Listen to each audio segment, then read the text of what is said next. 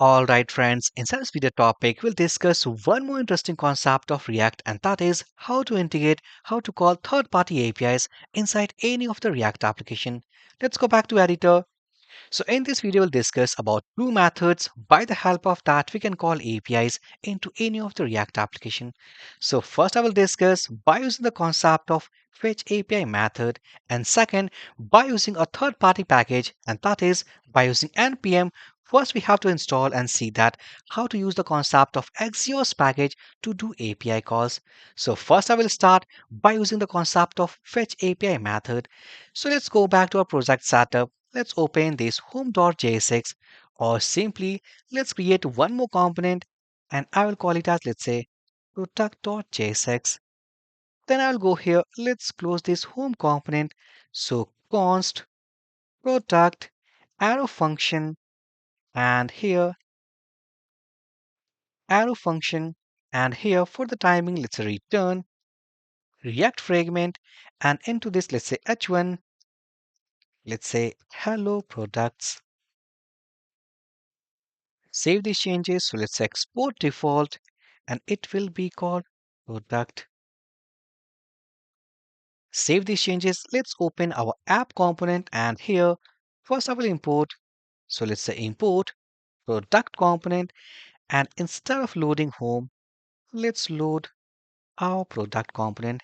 Save these changes, and if I go, and here we can see hello products. So this time I have to use the concept of API call. So here we have a dummy website called dummy JSON API.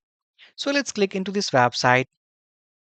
This website basically provides lots of APIs endpoints with their fake data. So here I'll use one more basic endpoint. So let's click on this retalks button. Inside this right sidebar, we can see here we have multiple modules called auth, products, cart, and much more. So simply I will click on this products drop down, click on this get all products, and here we have the API URL. So what I will do, I will copy this API URL. Let's go back to editor.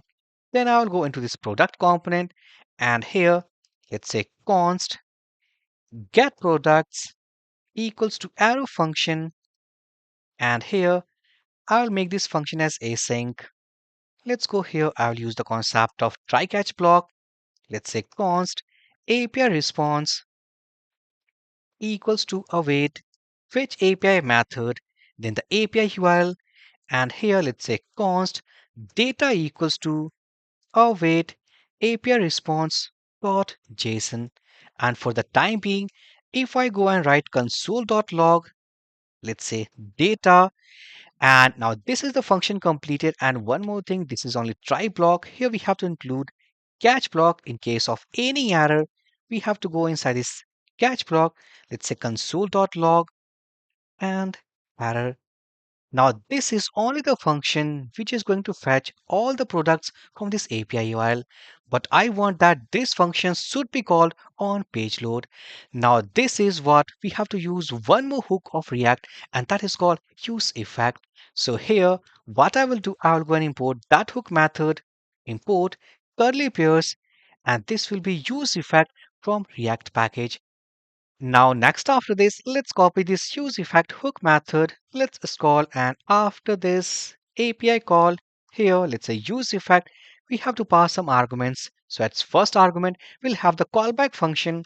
So let's copy this get products, and inside this callback function, I will pass that function, and we want that this function will be called only on the page load. So inside the second argument of this use effect, let's pass some dependencies. So dependencies will be passed in format of an array elements. So here we'll have the empty value. So this array element means empty array simply means that this function, this callback function will execute only once on the page load. Save these changes. So on the page load, this function will be called, and this function is going to get all the data from this API call, and simply for the time being, it will log all those data into console tab. So if I go to application, let's reload. Go to console tab, and here we can see that here we have an object, and inside this object products, and we can see array of elements equals to 30. So successfully now here we had seen that how to do API call. Now next what we can do, simply we have to read all those data and bind with our HTML. So for that what I will do, let's use const products, let's say set products, and here let's say use effect initially. Now, initially, the value of this products variable will be an empty array. And one more mistake, this is not use effect, this is use state. Now let's copy this state manager called set products. Let's go inside this function call. And here, set products, I will pass data.products.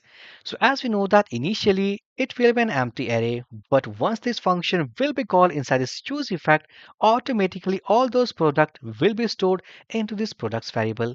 So what next? Let's copy these products, then go into this HTML, and here curly pairs, let's say products dot map. We have to iterate over each product. So single product index index, and here by using arrow function, let's say li tag, and it will be single product dot title.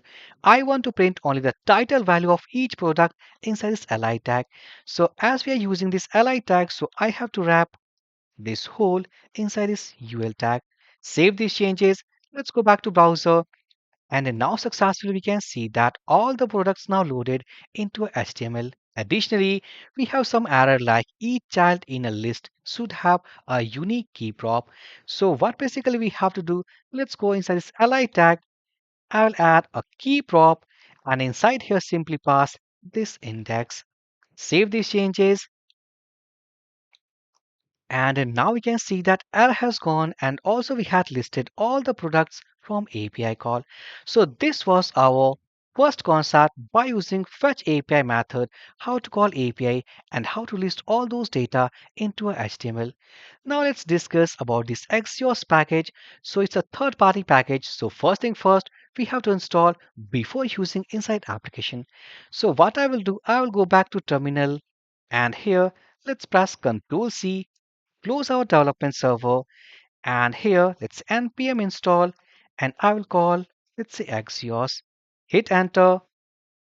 The installation process started, and successfully it has added 9 packages to our application. Now let's start development server. Started. Let's go back to editor, and here if I open package.json, and now we can see that inside its dependencies here we have the Axios package. Let's go back to our product component, and instead of using this fetch API method, what we have to change, first I will go and copy this, our URL, and let's import our Axios from here. So import Axios from Axios package. Successfully, after import, let's go back to function here. Let's remove all these things. Inside this try block, simply let's say const API response equals to await Axios, and we'll have a get method, and inside this get method simply we have to pass our API URL. Then after, for the time being, let's say console.log, and if I pass API response, save these changes.